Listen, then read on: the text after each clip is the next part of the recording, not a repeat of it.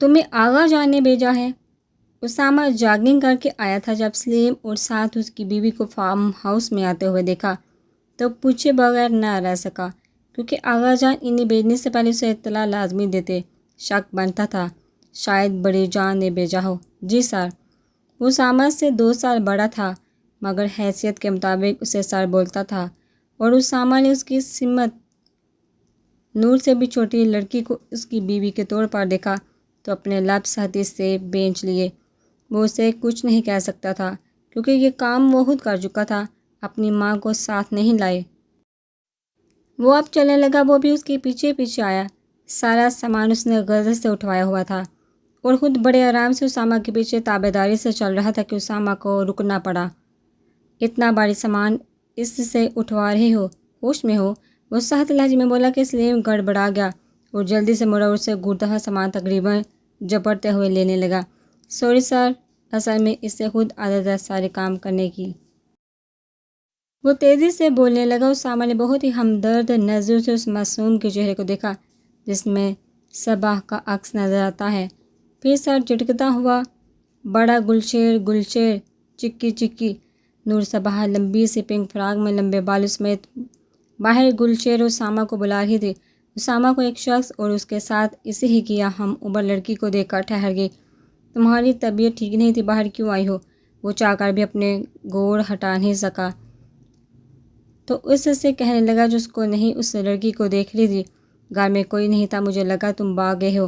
ارشد بھائی کے ڈر سے۔ یہ کون ہے؟ کوئی نہیں، کام والے ہیں، اندر جاؤ۔ سلیم کی نظر نور صبا کے سراپے کی طرف تھی، پھر اس نے اپنی بیوی کو دیکھا تو اس کا دل خراب ہو گیا اور یہ چیز اسامہ کی نظروں سے پوشیدہ نہ رہ سکی، تو اب کی بار سختی سے بولا، موسم مزے کا ہو گیا ہے۔ گلشیر کو ڈھونڈ رہی تھی، وہ اب اندر کی بجائے باہر آ گئی تھی۔ بلو، تمہارا کیا نام ہے؟ ہیلو، تمہارا کیا نام ہے؟ وہ ایسی تھی، کوئی بھی اپنی عمر کا دیکھتی تو اس کے ساتھ شروع ہو جاتی۔ جاؤ کمرے میں اور تم لیفٹ سائڈ پہ جاؤ، وہاں کوارٹر ہے، پھر میرے پاس اسٹڈی میں آنا، تب تک آغا جان سے پوچھ کر آؤں۔ وہ چلتا ہوا صبا کی طرف آیا جو پلر کے قریب کھڑی تھی، اس کا بازو پکڑنے لگا۔ صبا غزل کو دیکھ کر ہاتھ ہلانے لگی۔ سلیم کے تاثرات بگڑے اور غزل کو سختی سے بولا، چلو یا تمہیں بلانے کے لیے سندھ بھیجوں؟ وہ کڑوے لہجے میں بولتا تیزی سے چل پڑا۔ تمہارا دوپٹہ کہاں ہے؟ وہ اب اس کا بازو چھوڑ چکا تھا اور وہ اس وقت دونوں لاؤنج میں موجود تھے اور وہ سینے پہ بازو باندھے اسے استفسار کر رہا تھا۔ میں نے پہلے کبھی نہیں پہنا تو اب بھی کیوں پہنوں؟ اگر اس دن کی بات کر رہی ہو تو امی نے مجبوراً پہنایا تھا، کیونکہ وہ امریش پوری یعنی کہ آپ کے آغا جان بول دیتے۔ اس کے امریش پور کہنے پر پہلی بار اسامہ کے لبوں پر مسکراہٹ پھیلی جس سے اس نے تیزی سے دبایا۔ بیماری میں بھی تم باز آ جاؤ، مگر نہیں، میں بیمار نہیں ہوں، کیونکہ بار بار کہہ رہی ہو کیا مجھے کینسر ہے؟ یہ بات اسامہ کو بڑی دل پہ جا کر لگی تھی۔ نور صبا اپنی زبان کو لگام دو ورنہ ایک الٹے ہاتھ کا تھپڑ کھاؤ گی، اور اتنی ٹھنڈ ہے، اگر بیمار نہ ہو تو بیمار پڑ جاؤ گی، اور میرے پاس اتنے فالتو پیسے نہیں ہیں جو تم پر خرچ کروں۔ وہ تو غصے میں جیسے بے قابو ہو گیا تھا، اور صبا میڈم کو غلط فہمی تھی کہ یہ چکی اس کے ساتھ حسن سلوک سے پیش آئے گا۔ بڑا ٹام اینڈ جیلی کا ریلیشن شپ فرینڈ شپ پر مبنی ہو سکتا ہے بھلا، اور میرے سارے جوڑے شلوار قمیض کیوں ہیں؟ وہ اب جانے لگا، تب نور نے اس کا ہاتھ پکڑ کر روکا۔ 1 منٹ کے لیے وہ تو جیسے ٹھہر گیا تھا، نور نے ابھی تک اس کا ہاتھ پکڑا ہوا تھا۔ وہ اب اس کو دیکھنے لگا، مجھے جو مناسب لگے وہی لے آیا۔ وہ کندھے اچکاتے ہوئے بولا اور اپنا ہاتھ بے احتیاط چھڑوا چکا تھا۔ کوئی چیز اسے تکلیف دے رہی تھی اور وہ خود نہیں سمجھ پا رہا تھا، اور یہ تکلیف کس وجہ سے تھی جو صبا کا ہاتھ پکڑنے سے اسے بڑی شدت سے محسوس ہوئی تھی۔ چلو کمرے میں، گلشیر سے تمہارے لیے کچھ بھجواتا ہوں، وہ سنجیدگی سے کہتا ہوا چل پڑا۔ آنکھیں کھول لو موشم، اب تو ہم ہواؤں میں ہیں۔ صلاح الدین کے کہنے پر اس نے بے حد دھیرے سے کھولی۔ چہرے پر ڈر کے بعد پسینہ چھا گیا تھا۔ ہاتھ بے احتیاط کانوں میں پہنے ہیڈ سیٹ کو ٹھیک کیا۔ آپ نے کتنے خطرناک طریقے سے ٹیک آف کیا ہے الدین صاحب، وہ بہت ہی گھبرائے ہوئے لہجے میں بولی۔ وہ ہنس پڑا۔ ویسے ہم جا کہاں رہے ہیں؟ موری کو آپ نے اطلاع دی تھی؟ وہ بیچاری سوچ رہی ہوں گی ہم کہاں چلے گئے۔ باہر کے ملک تو نہیں لے کر جا رہا، بس دوسرے شہر جا رہے ہیں، اور جانے سے پہلے بتا چکا تھا اور اب کوئی سوال نہیں۔ اسے دیکھتے ہوئے بولا، آپ بہت عجیب ہیں دین، ادھر میری بہن مصیبت میں ہے اور آپ کو اپنی ہی پڑی ہے۔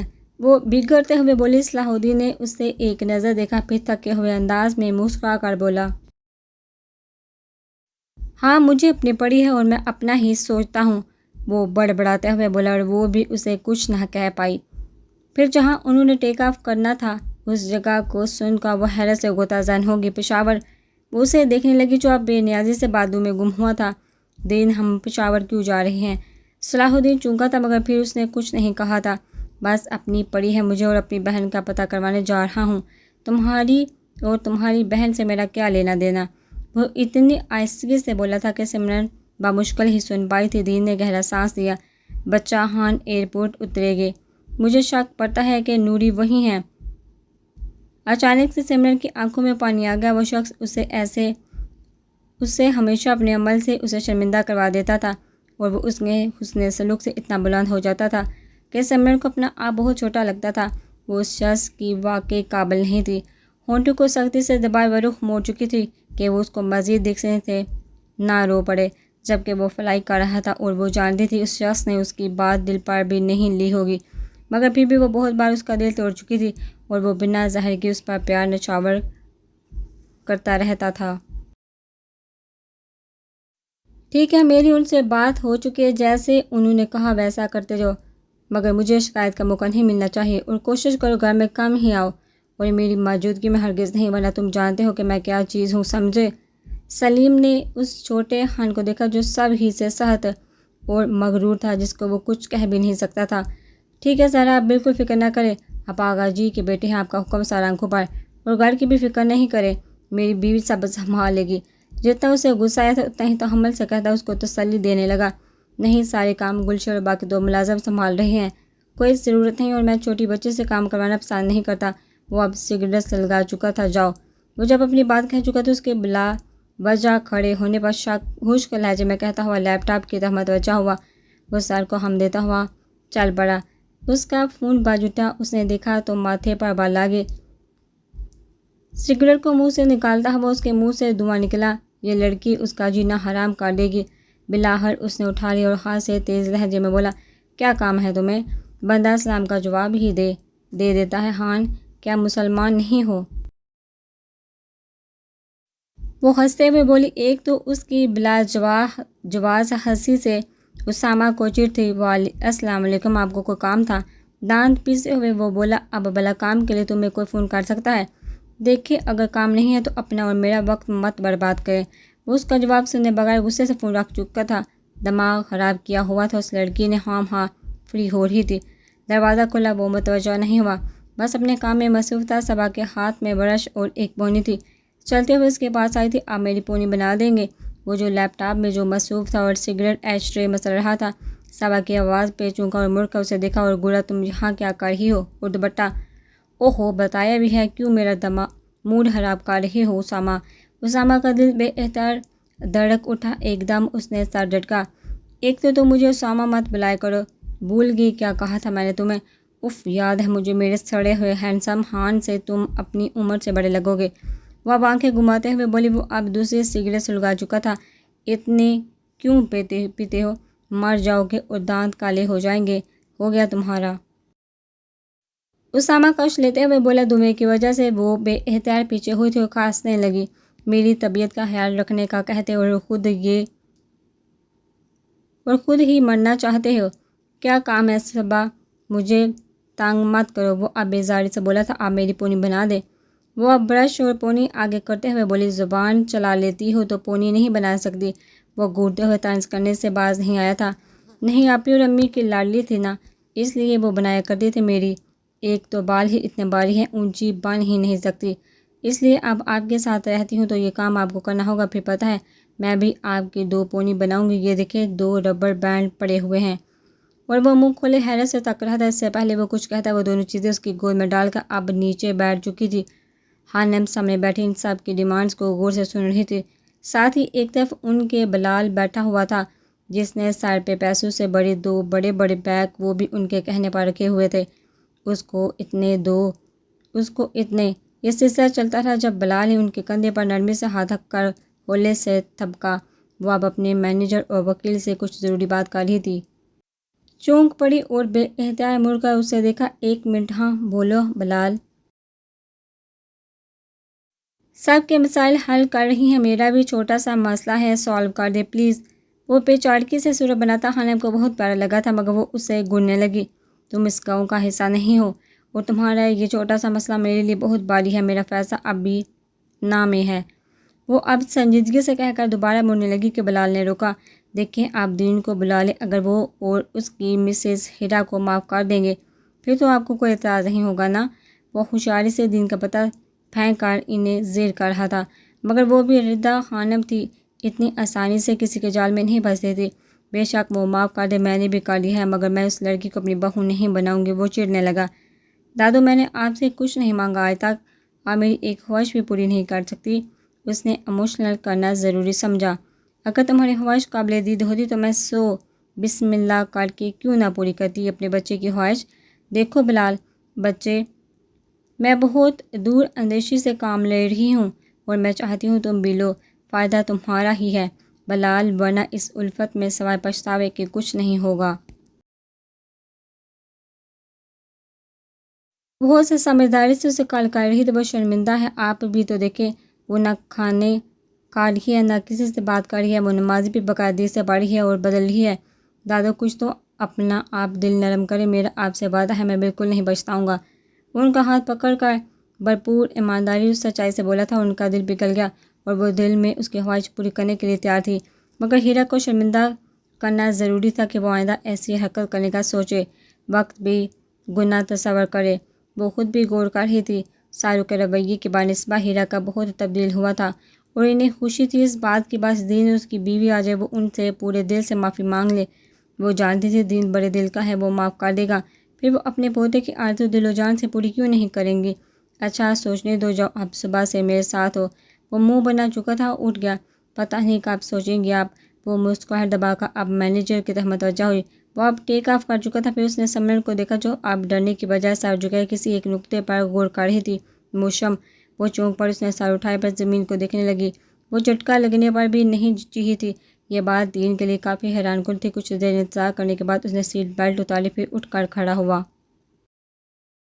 ایک دم کاکپٹ کا دروازہ کھلا اور ایئر ہوسٹس نمودار ہوئی، آل اوکے سر جیو۔ وہ اب جھک کر اس کے سیٹ بیلٹ کھولنے لگا، پھر اس کو دیکھتے ہوئے ٹھہر گیا۔ وہ رو رہی تھی، اس کی انگلیاں بے احتیاط سیدھے اس کے گال کو چھونے لگی۔ سمرن نے پھر بھی سر نہیں اٹھایا تھا۔ وہ اب مڑ کر ایک معذرت زدہ مسکراہٹ اچھالتا پرائیویٹ موومنٹ چاہتا تھا۔ وہ بھی مسکرا کر دوبارہ دروازہ بند کر چکی تھی۔ وہ اب گھٹنے کے بل بیٹھا، پھر اس کا سر اٹھانے لگا، مگر وہ اس کے ہاتھ ہٹا کر اپنے گال تیزی سے صاف کرنے لگی۔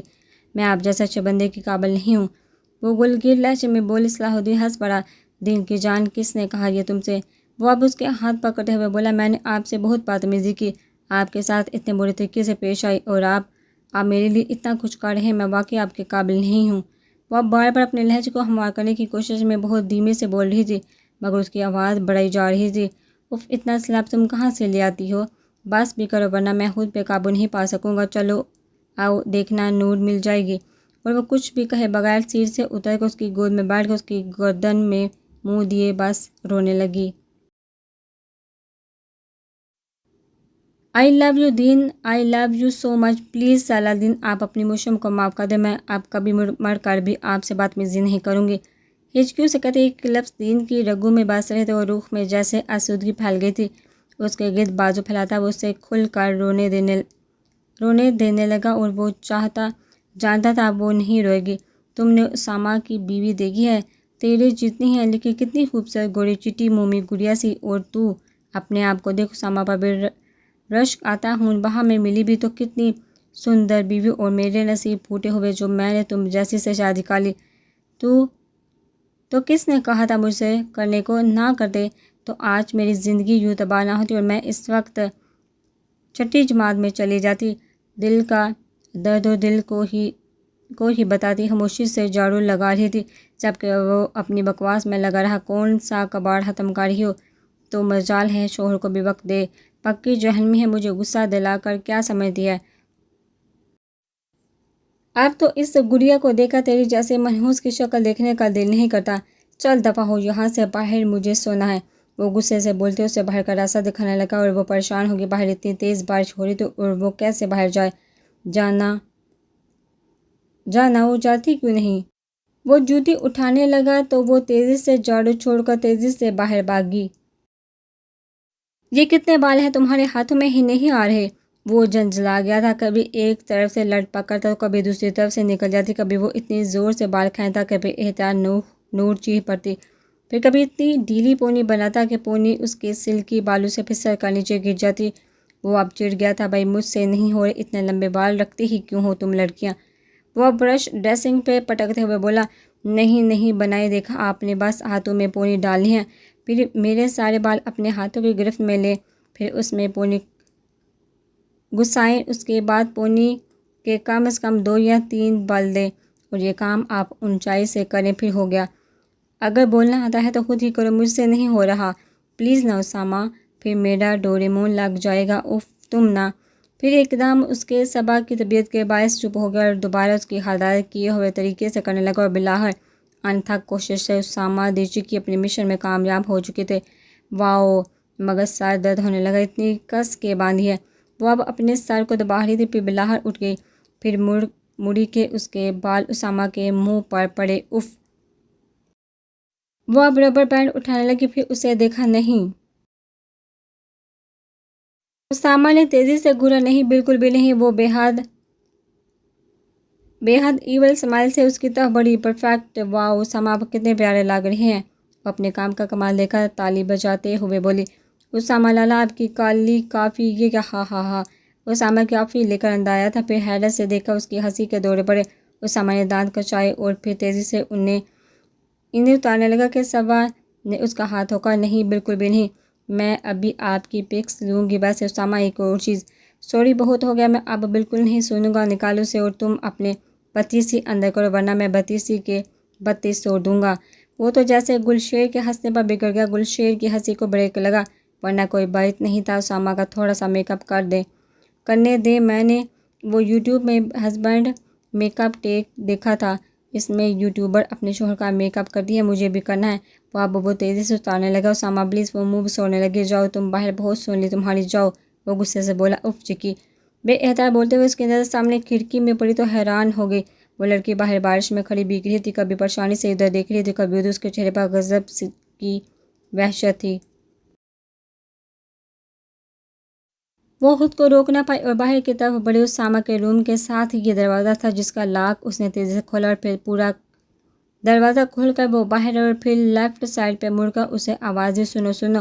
غزل بے احتیاط چونکی تھی وہ لڑکی، جانی کہ اس کی مالکن اسے اس طرف آنے کا اشارہ کر رہی تھی۔ وہ جلدی سے چلتے ہوئے اس کے پاس آئی، جی بی بی، تم پاگل ہو، مانا کہ بارش ایک اچھی چیز ہے، مزہ آتا ہے، پر اتنی تیز طوفانی بارش میں بھی کبھی نہ جاؤں، ایسے باہر کیوں کھڑی تھی، کمرہ نہیں مل رہا تھا۔ غزل شدت سے کانپ رہی تھی، نور نے بے تکلفی سے اس کا ہاتھ پکڑ لیا، آؤ اندر آؤ، تمہارے تو ہاتھ بھی کتنے ٹھنڈے ہیں، آؤ۔ نہیں بی بی، میرا نام نور ہے، تم مجھے نوری بھی کہہ سکتی ہو، نور بھی اور صبا بھی، بہت سے نام ہیں، خیر اچھا چھوڑو، آؤ تم بھی میری طرح بے ہوش نہ ہو جاؤ۔ وہ کمزور سا احتجاج کرتی تھی مگر نور کو کھینچتے ہوئے اسے لے آئی، آؤ، تمہارے تو کپڑے بھی بہت میلے ہیں، کیا ٹائم نہیں ملا تھا، کپڑے نہیں تھے؟ وہ اس کے بعد رنگ اور تقریباً گسے ہوئے کپڑوں کو دیکھا خود کو روک نہیں پائی تھی کہنے سے، اور وہ بیچاری پریشان ہو گئی، آپ کا کوئی کام کرنا تھا بی بی، اگر کوئی کام نہیں ہے تو مجھے باہر کھڑا ہونا ہے۔ اوہو، کتنی بار کہا ہے میرا نام بی بی نہیں، ایک گل بائی کم ہے اس چکی کا چمچہ کہ تم بھی شروع ہو جاؤ۔ ویسے وہ عجیب سا بندہ تمہارے ساتھ کون تھا؟ وہ اسے لاؤنج کی طرف لے آئی جو کافی گرم تھا۔ غزل کو تھوڑا سکون ملا مگر وہ ڈر اس پر غالب ہو رہا تھا کہ کوئی کچھ کہہ نہ دے۔ جی شوہر، اتنا بڑا آدمی تمہارا شوہر؟ نور کی آنکھیں پھیل گئی۔ ویسے اسامہ کے ساتھ تو میری مجبوراً ہوئی تھی، مگر تمہارا کیا، تمہارے بھائی نے بھی کچھ کیا تھا؟ وہ ناسمجھی سے دیکھنے لگی، پھر کب سمجھ آئی تو نفی میں سر ہلانے لگی، پھر کیونکہ تم تو اتنی چھوٹی ہو، کھڑی کیوں ہو، بیٹھو نا۔ وہ خود جب صوفے پر بیٹھ گئے تب اسے بیٹھنے کو کہا، نہیں بی بی میں ٹھیک ہوں، اوف، ایک تو میں کیا کوئی بڈھی اماں ہوں جو سب مجھے بی بی بلاتے ہیں، نور نام ہے میرا، اور کھڑی کیوں ہو، بیٹھ جاؤ۔ وہ اب ٹی وی آن کر چکے تھے اور وہ اسے دیکھنے لگی، اب میں اسامہ کو بلاؤ؟ فلاں وہ کچھ سوچ کر اس کا نام استعمال کرنے لگی کیونکہ اسامہ نے بتایا وہ کام والی ہے اور وہ اب گھبرا گئی، مطلب سلیم کو پتہ چل گیا شکایت آئی ہے تو وہ بیٹھ گئی۔ واو، اسامہ کا نیم واقعی ڈرامنا ہے، تم نے کھانا کھایا؟ مجھے پتہ ہے نہیں کھایا ہوگا، میں ابھی آئی۔ تیزی سے اٹھی بی بی، مگر وہ انسنی کرتی اٹھ گئی۔